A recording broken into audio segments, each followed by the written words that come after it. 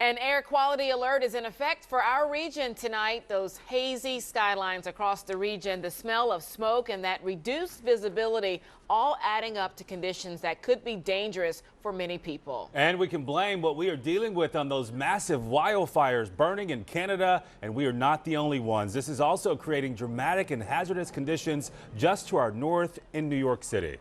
Wednesday night, the big story on Action News is an AccuWeather alert for that widespread smoke all across our area. Yeah, that smoke is prompting warnings about the unhealthy air quality, especially for people who are in sensitive groups. Well, let's take a live look right now from our Sky 6 camera, the Brandywine view here of this camera at Center City, the skyline, and you can barely see some of those buildings in the distance. Surely not as clear as it usually is. It is thick out there. The conditions are expected to stick around for much of tomorrow. Well, this now a time lapse of the skyline of New York City, where the air quality was at one point the worst in the world.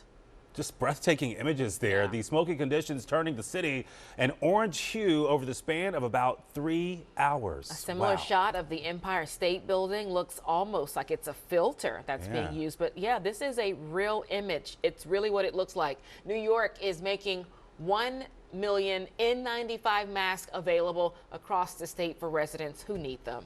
We have live team coverage, or excuse me, just coverage tonight because our crews are not outside because it's too dangerous with that smoke, and we want to make sure our crews are safe, and more on how you can stay safe as well. Indeed we do. So let's get you over to meteorologist Adam Joseph and what we can expect in the coming hours with all this smoke, Adam. Yeah, deteriorating health conditions and visibility, even in the far southern areas, as the heart of that smoke is passing by at this hour.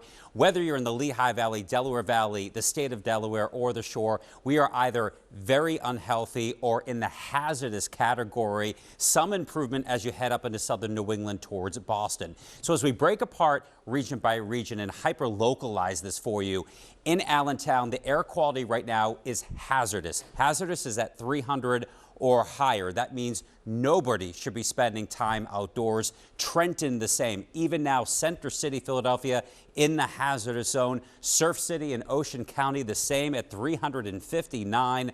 Wilmington very unhealthy, and far southern Delaware it is unhealthy in Millville. That's more for those sensitive groups that shouldn't be spending time outdoors. So why so smoky? In the upper atmosphere we have an omega block. Basically it's a pattern that is stuck in the upper part of the atmosphere. Low pressure over northern New England, high pressure in the northern plains.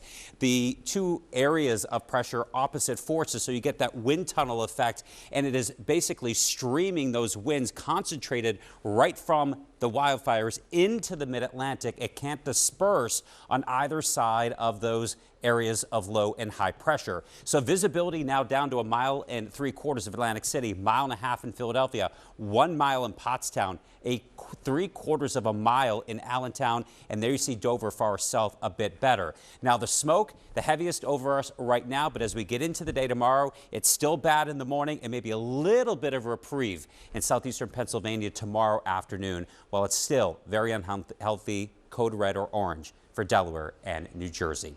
We'll chat more about when this completely moves away in that full act with the forecast in just a little bit. Yeah, people certainly need to use caution. Yes, Adam, please. thanks for the update. We'll check back with you in just a bit. Well, the conditions were especially bad in the city today. The skyline was hazy at best from many vantage points, and on the ground, the smell of that smoke was impossible to escape. It led to lots of plans being changed, including the postponement of the Phillies game and a host of flight delays. Action News reporter Bob Brooks now with the details from University City.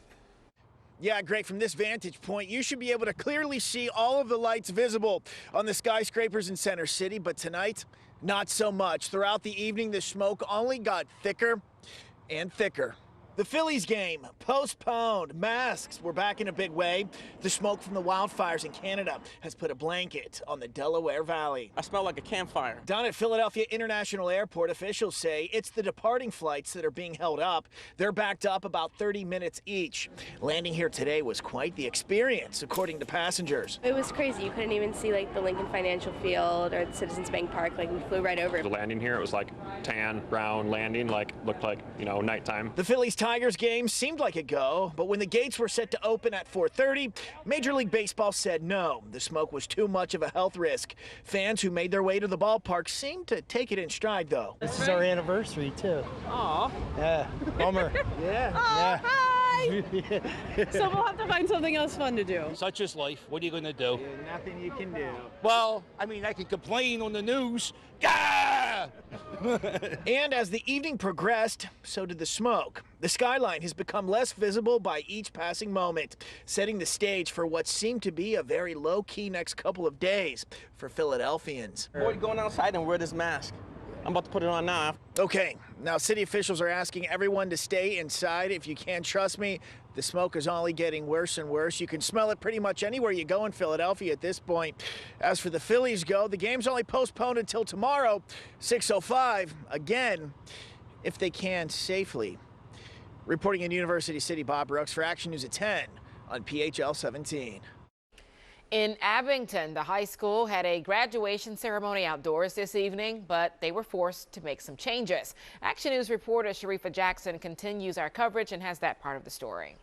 The safest bet today was staying indoors, but that was a tough task for a planned graduation. Hundreds set to walk across the stage. The compromise for many people were pulling out those masks again.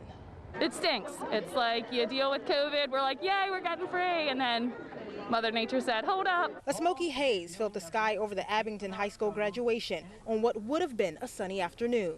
I want to give a shout out to all the students for being here today.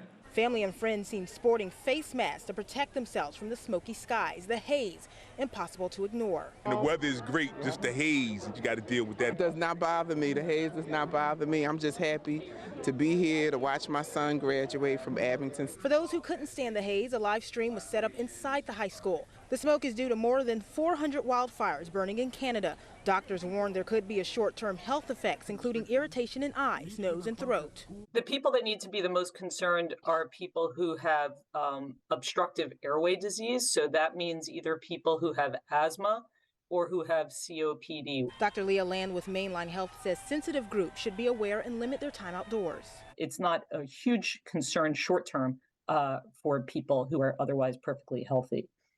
What's unknown about this is long-term health effects of exposure.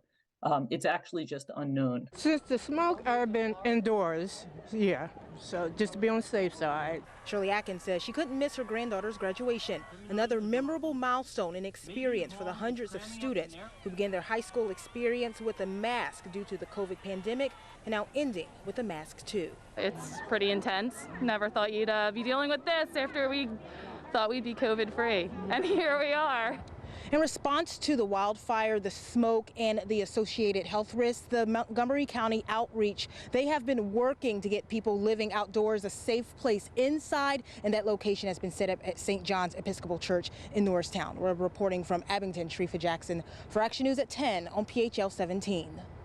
Action News learning that the United States is actually sending help to Canada as firefighters there are battling more than 400 wildfires. The State Department saying this is on track to become one of the largest natural disasters in Canadian history.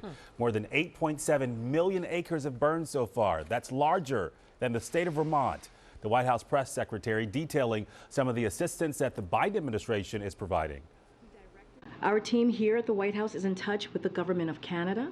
We have already deployed over 600 U.S. firefighters and personnel, as well as equipment like water bombers to help Canada battle the fires. Additionally, several U.S. states and local municipalities are providing direct support to Canadian provinces.